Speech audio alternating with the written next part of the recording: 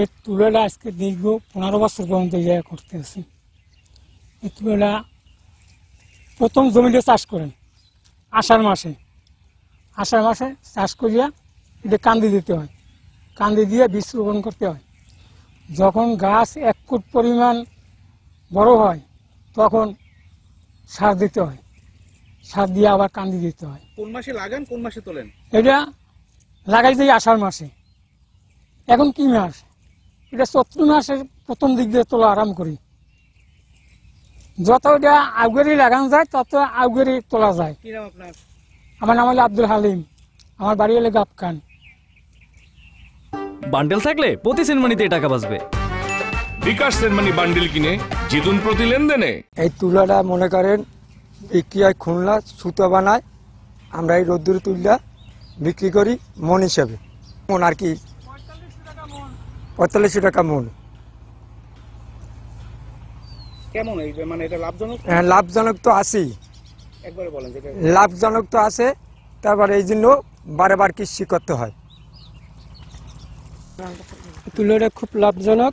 আমরা মনে করেন 15 বছর ধরে এই চাষ করতে আছি। আমাদের একটা ইউনিট অফিসার আছে, সে আমাদের মনে করেন আসে, আসিয়া সার ঔষধ যে জায়গায় যা কিছু লাগে সব কিছু দিয়ে যায়। তারপর আমাদের এই তুলোটা নিয়ে যায় চুয়াডাঙ্গায় মিলে নিয়ে দেয়। এটা দিয়ে সুতো তৈরি, এটা হলে কাপাস তুলা, এটা দিয়ে সুতো তৈরি, এটা বাইরে চালানো আর কি। কত টাকা মন বিক্রি করেন?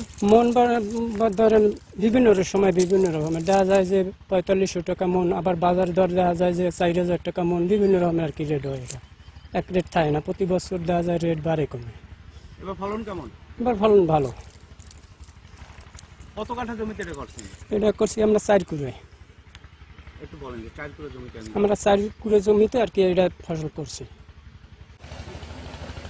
তুলা চাষটা বহুত লাভজনক।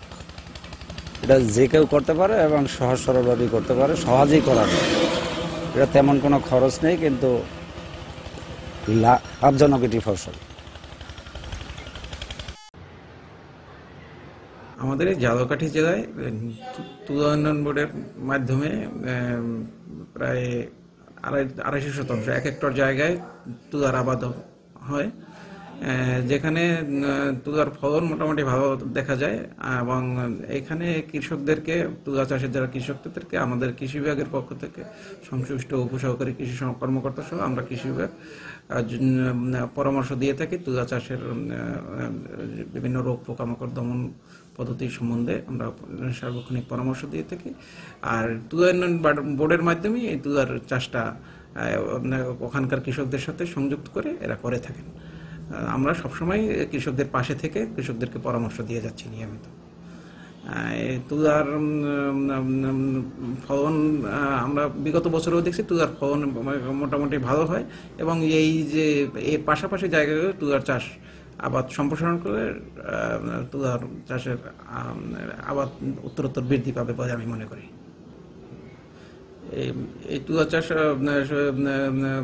কৃষকরা লাভজনক হিসেবেই দেখছেন এবং কৃষকরা এর প্রতি ঝুঁকছেন, কারণ এখান থেকে যে এখানে যে বীজ সহায়তা এবং যে অন্যান্য সহায়তা তুলা উন্নয়ন বোর্ড থেকে দিয়ে থাকেন, যে কারণে কৃষকরা এখানে এই তুলা চাষে আগ্রহী হচ্ছেন।